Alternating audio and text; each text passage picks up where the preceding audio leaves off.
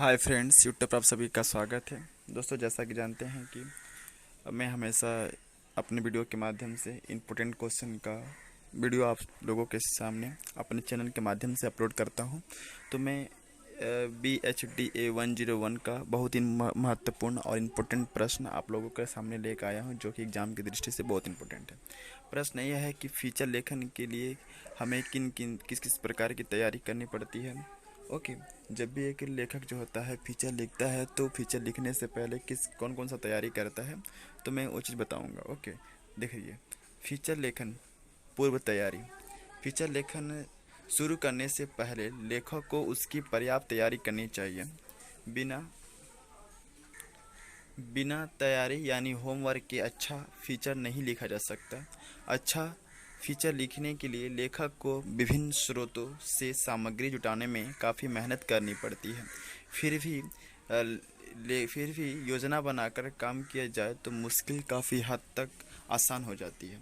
दरअसल योजना बनाकर काम करने से न सिर्फ यह तयशुदा समय के अंदर फीचर तैयार करने में सहूलियत होती है, बल्कि फीचर में गलतियों या कमियों की गुंजाइश भी कम रह जाती है।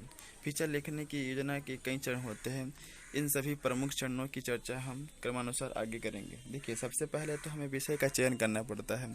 लेखक जिस विषय के ऊपर फीचर लिखना चाहता है, तो उसको फीचर लिखने से पहले उसको विषय का चयन करना पड़ता है कि वह कौन सा टॉपिक पे जो है फीचर लिखना चाहता है। तो यहाँ विषय का चयन के अंतर्गत आपको लिखना है कि जब कोई भी लेखक फीचर लिखता है, तो फीचर लिखने से पहले वह उस टॉपिक को सिलेक्ट करता है, उस टॉपिक को संग्रह करता है कि जिसको ऊपर वह लिखना चाहता है, तो वह विषय को चयन करता है। तो विषय का चयन जो है वह फर्स्ट किसी फीचर लेखन के अंतर्गत आता है।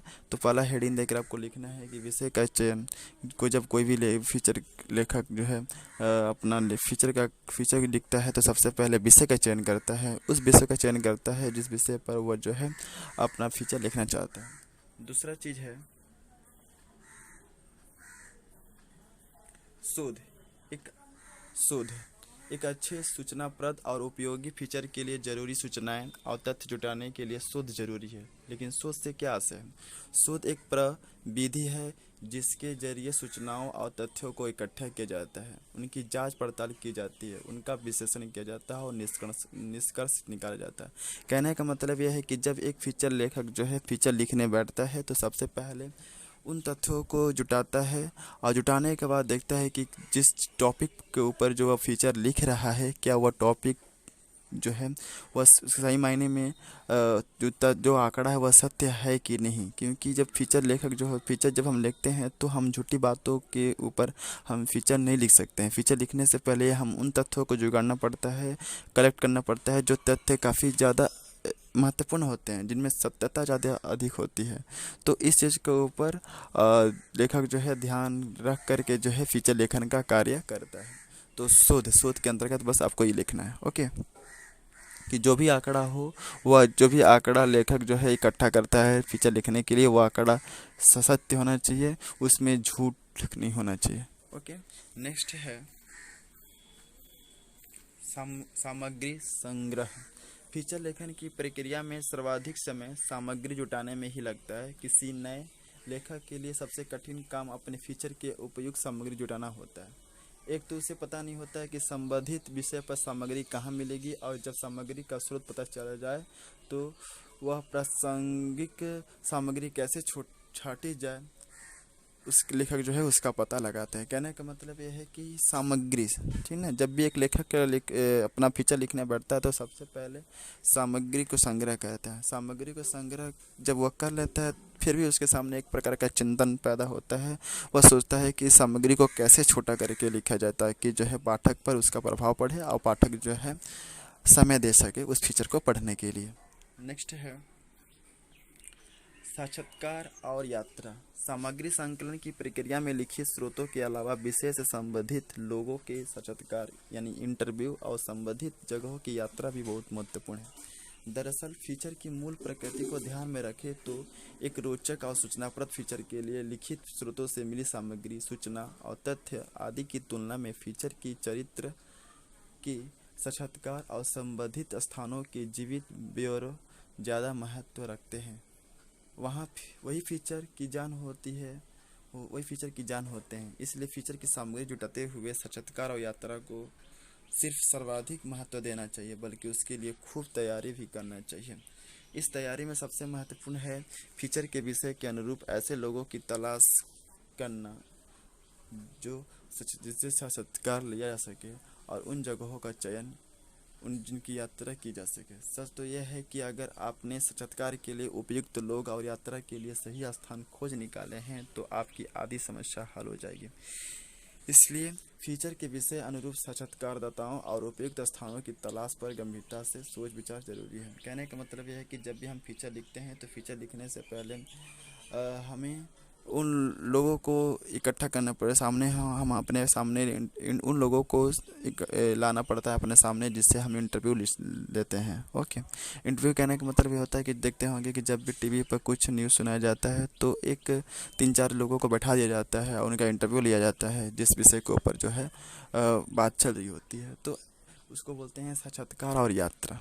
ओके, तो ये भी एक इम्पोर्टेंट रोल है किसी भी फीचर को लिखने से पहले। नेक्स्ट, उसके बाद है फोटो रेखांकन और ग्राफिक्स। एक अच्छे और रोचक फीचर की फोटो रेखांकन और ग्राफिक्स के बिना कल्पना नहीं की जा सकती।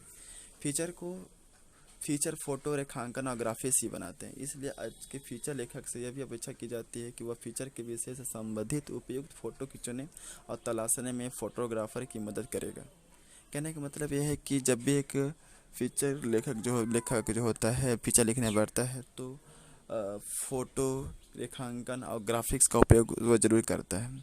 ओके, क्योंकि अगर जब हम फीचर लिखते हैं तो अगर उसमें मान लो कि ग्राफिक्स नहीं है, उसमें फ़ोटो का चित्रांकन नहीं है, तो पाठक का जो है उसका प्रभाव जो है नहीं पड़ेगा उस फीचर के प्रति। इसलिए कोई भी लेखक या फीचर लेखक जो होता है जब भी आपका फीचर लिखता है तो सबसे पहले जो है उस